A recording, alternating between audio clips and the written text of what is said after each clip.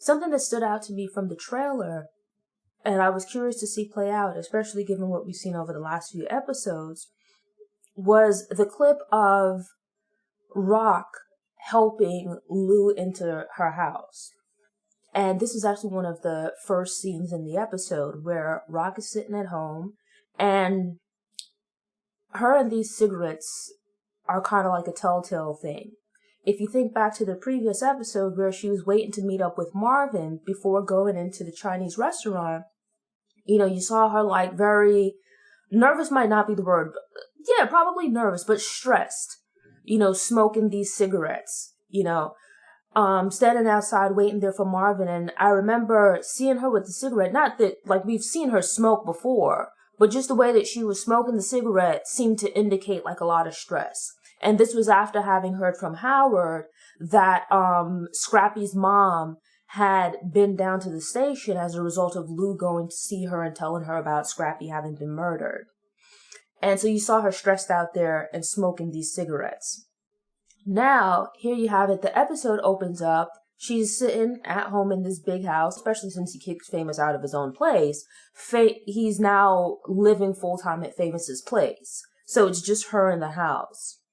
Now, you see her there sitting by herself, thinking and whatnot, which is something that we saw in like previous seasons. This thing of RAQ, like by herself, I guess, trying to think through her day. There's like things that she does that probably she doesn't really want to do, but it's like, it's what needs to get done, and you can tell like some of the stuff, much as with Lou, just that like with Lou, it's kind of coming out. And even with Marvin, where previously a lot of this stress and these pent up feelings and emotions, with Marvin, it would come out in anger, right? So him in this hair trigger temper, he goes to counseling and you see that, not to say that he doesn't feel those feelings or he doesn't get frustrated or upset, but rather that he was able to get like some coping mechanisms to deal with his emotions.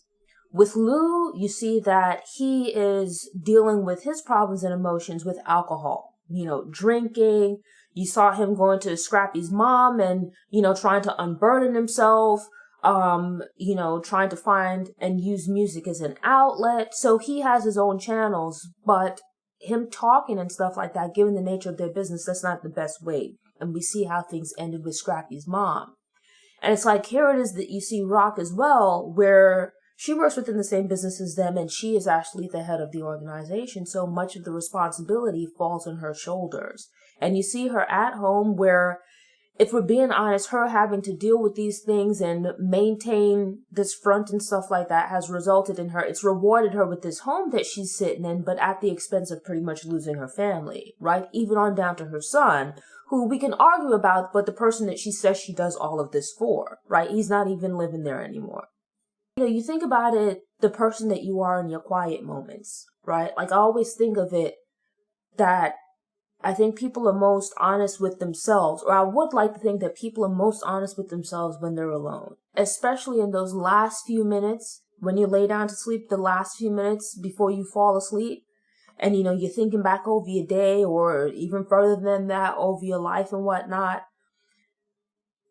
I feel like that's some realness right there. And so to see her sitting in the house and it's like you're all alone, right? Because it's like from a business perspective, really the only person that she has right now is Marvin, right? She doesn't have a squad. She doesn't have a team. She had her two brothers. Lou is like man down right now. She had her son. Kanan doesn't want to have anything to do with her. And it's like, sure, she still has, she still loves and cares for Jukebox, but it's like, Jukebox is getting to that age where she is branching off and doing her own thing. Jukebox has her own life. She's busy with her own things. And so here you have it where it's like, for all intents and purposes, RAQ is by herself. And when you think about it, like, that's quite a sacrifice, right? It's like this thing that you've been pursuing, selling drugs and this and that. Like I said, going back to the first season where, she was had this intimate moment with Symphony and was then basically trying to explain herself to him, and telling him about the future that she wanted for herself. only to then revert back to doing nonsense just an episode or two later. We see the same thing here where she was out the game, had gotten out free and clear, and it's like she wants different, but doesn't really have the confidence that she can do different. Or at least she's gotten so used to being top dog in this one thing that to go and do something else and to have to start at the bottom, it seems too hard.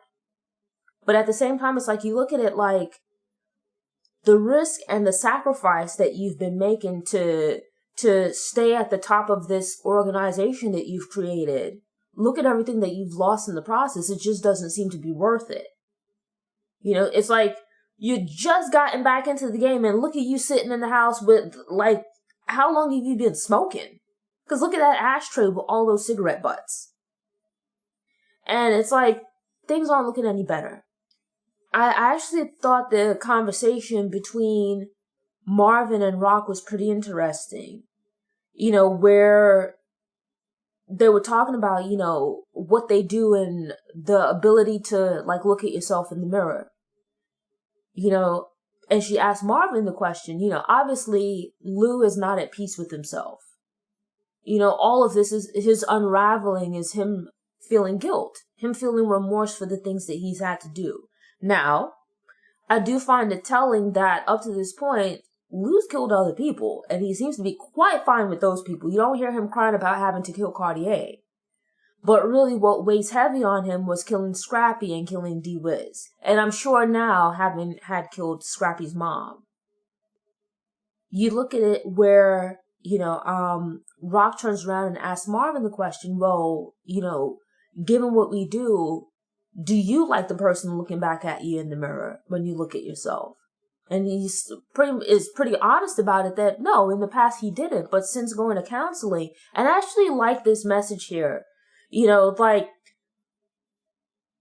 when Marvin was first sent to like this anger management class at the start of the second season, it was like, I thought the focus was going to be him and like picking up with the instructor lady or something like that. But it's like the growth that he's experienced as a result of it has been incredible. Marvin used to aggravate me to no end during the first season. But it's like, I like this new Marvin. He's become like one of my favorite characters. And I actually like this thing of, now granted, I would hope that your circumstances and situations are different, that you're not out here killing people and feeling guilty for it and needing to go to counseling. But just this message of like, even in everyday life, that people go through things, the things you might be struggling with, kind of normalizing therapy and the need for counseling, the need for someone to talk to, of figuring out your stress and whatever your problems and emotional issues might be, learning healthy coping mechanisms. I actually like that message that they're putting across here. The context is a little bit out there, but I like the gist of it. And so in the midst of this, you have Marvin talking about, I like that their immediate response, and this is one of the things that I like about Raising Kanan, where sure, they're involved in the streets, but it's like there's more to the story than that. With Marvin, you have it where his response is, Lou is struggling right now and he needs help. He needs counseling, he needs somebody to talk to. I like that it's not the typical response that you would expect from like a show of this nature. And even with RAQ, it's like this thing of heavy is the head that wears the crown. We're going back to the first season. You had this thing of when RAQ went with Kanan to his school, talking about being on top of the world and all of the responsibility and struggling to hold on. It's like every time she seems to solve one problem, something else is popping up. It's like whack-a-mole, if you think about it. And here it is that you have it where the rest of them are struggling, Marvin, Lou, and whatnot, but it's like you hear like about some little chinks in the armor there, where it's like she's probably struggling too. But being the person on top and feeling like the responsibility to keep it all together, it's like, who does she have to talk to? She doesn't have a counselor and she's not really drinking or anything like that. She's smoking like hell. But it's like, who does she have to talk to about her problems? who can she go to when she's having issues? And it's like, you can rest assured that Lou might not like who he sees when he's looking at himself in the mirror. I'm pretty sure that's the case with RAQ as well. Because again, going back to the first season, like, RAQ realizes that she's incredibly problematic. And unlike Lou and Marvin, hasn't really figured out how to get up from under that. You know, but we know, like, RAQ doesn't really like this for herself either. It's just lacking the discipline or what have you to do something different, to do something about it. And it's like, it's the thing that I really like about this show, the depth to it. Where it's like, sure, you have the street stuff and there's action and this and that, but I like the complexity of the characters. It's the thing that captured me from the very beginning of the show. And I love that as the show goes on, you continue to see that development. Where it's like, none of the characters are all one thing or the other. There's complexity to them. And here you have it where Lou continues to be a liability. As she's sitting here stressing out and whatnot, there goes loudmouth Lou outside yelling and carrying on about being a killer. So it's like, it's not just that you're dealing with all of this stuff. It's like you now have Lou as a liability. And even with that, I think, like, don't get me wrong, RAQ is a bit of a savage. But at the same time, you can tell that when it comes to family, that she kind of draws the line there, or tries to. Because it's like, you look at it like back when Marvin was messing up. You know, when she found out about Kanan killing all those addicts and whatnot, and that Marvin, that he had been dealing with Marvin, you know, she hit Marvin and that wasn't right. But, like, she didn't try to kill him or anything like that, which was the fear that he had. You know, instead she told him that he's done with the business, he's out, and she doesn't want to have anything to do with him anymore. You look at it here with Lou, where it's like, Lou has been messing up for a while now.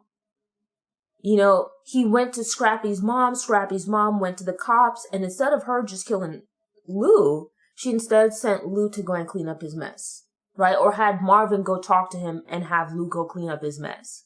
You look at it here where he comes to her house, he's outside yelling about being a killer, and he's like there, he's drunk, he can't really defend himself or anything. She doesn't actually do anything to him. She just takes him and puts him upstairs in Kanan's room to sleep it off.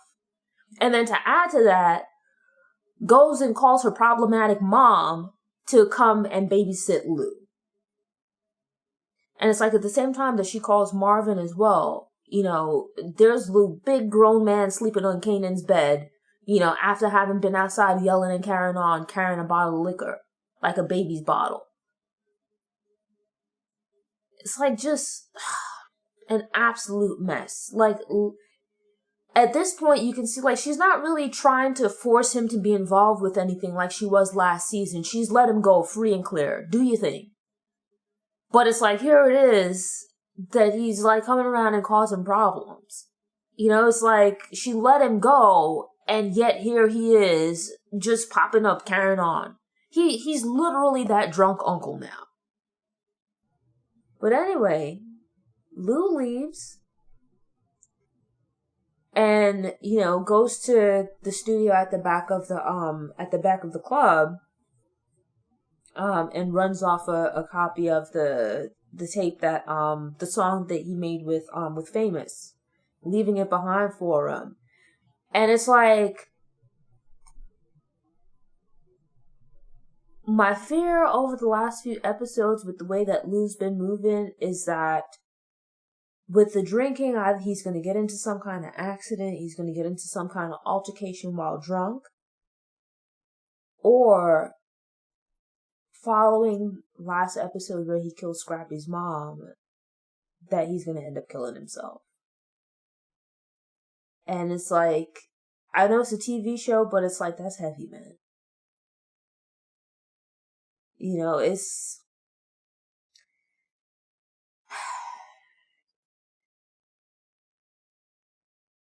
I don't want to see that as an option for him, you know? Thanks for tuning in. To ensure you don't miss any episodes, subscribe to the channel, click the notification bell,